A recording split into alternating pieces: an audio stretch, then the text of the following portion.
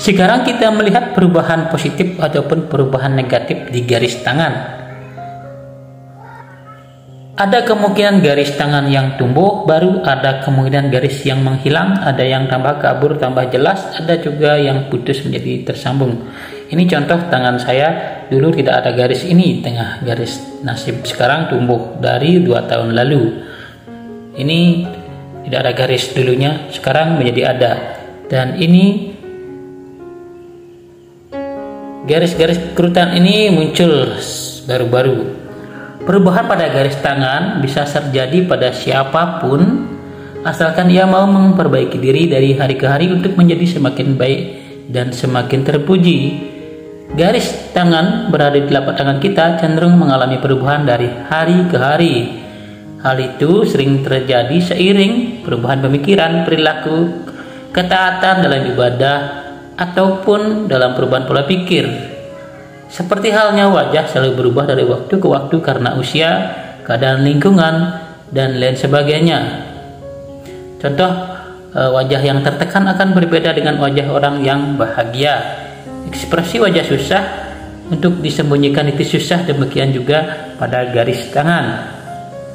Perubahan garis tangan ini selalu memiliki makna, dan hal itu mencerminkan atas perbuatan apa saja yang telah dilakukan selama ini yang mengakibatkan garis tangan berubah.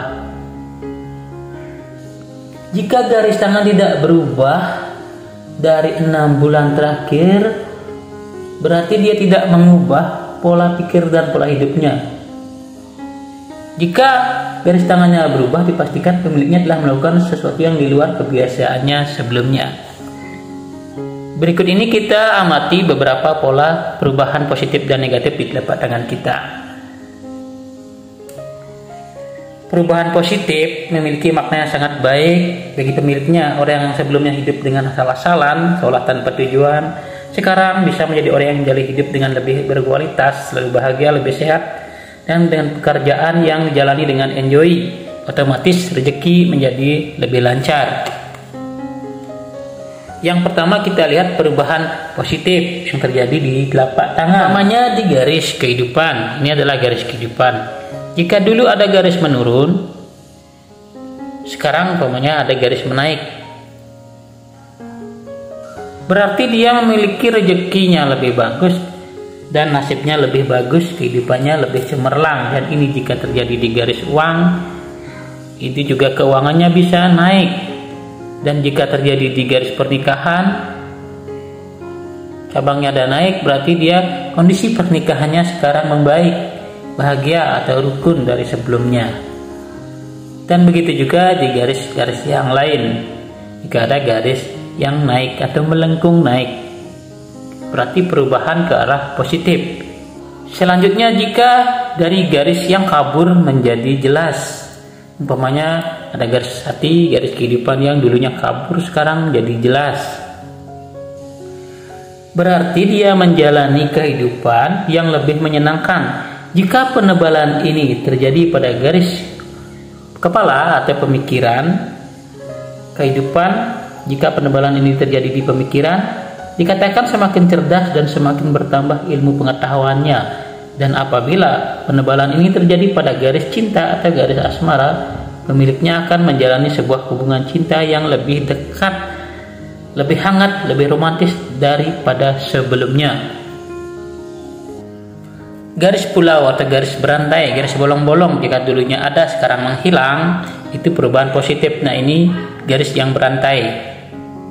Jika bentuk pulau hilang di garis kehidupan, menandakan kesehatannya tambah baik, berkurangnya kesulitan dan penderitaan. Dan jika dia ada di garis kesehatan, ini adalah garis kesehatan. Jika ini tidak ada, itu bagus. Tapi jika ada tapi bolong, itu kesehatannya tidak baik. Atau putus garis ini, itu tidak baik. Dan jika di garis ini dulu putus sekarang nyambung, berarti kesehatannya membaik. Jika tumbuh garis baru, lihat garis apa yang tumbuh, apakah garis uang, garis matahari, atau garis nasib, atau garis kesehatan, atau garis intuisi. Jadi baca di garis-garis di video sebelumnya yang arti garis tersebut. Jika garis-garis uang yang tumbuh, berarti ada rezeki mendadak sekarang. Jika garis ketenaran tumbuh, berarti dia mulai terkenal walaupun dulu tidak ada. Di sini garis popularitas terkenal. Perubahan selanjutnya perubahan negatif. Jika ada garis dulunya garis matahari, ini ada sekarang menghilang, berarti ada ketenaran yang menghilang, popularitas yang hilang. Begitu pula jika kabur di garis cinta, umpamanya garis cinta yang sekarang kabur, berarti percintaannya menurun, kondisi romantisnya menurun. Jika di garis pikiran, dia mungkin mengalami suatu masalah dalam pikirannya atau stres. Jika rusak, dulunya tidak rusak, sekarang rusak, berarti dia mengalami tekanan sekarang dan garis pikirannya tertekan. Dan ini bisa berubah menjadi baik di kemudian hari. Untuk itulah, dengan pola pikir, usaha, dan doa sebenarnya bisa berubah. Penipisan pada garis nasib atau garis pikiran itu menandakan sebuah masalah dalam keluarga atau biasanya terjadi pada orang yang sudah berkeluarga. Itu berarti tekanan-tekanan yang dialami setelah menikah.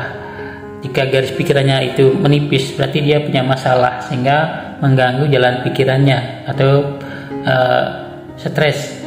Jika garis nasibnya yang menipis, berarti pekerjaannya sekarang mulai berkurang karena kesibukan yang lain sehingga penghasilannya juga menurun. Problematika masalah kehidupan begitu pelik sering membuat orang pesimis, dan inilah membuat garis itu kian hari kian menipis, semakin menipis. Dan untuk menguatnya kembali, mulailah melakukan trik-trik spiritual, keyakinan tertentu, meditasi, pernapasan, atau mendengarkan motivasi, dan terus berusaha bekerja, bergaul dengan orang-orang yang optimis sehingga kita ketularan energi semangat. Semoga bisa dimengerti dan dipahami. Sangat mudah melihat mana yang menipis, mana menebal, mana bersambung, mutus, dan lain sebagainya.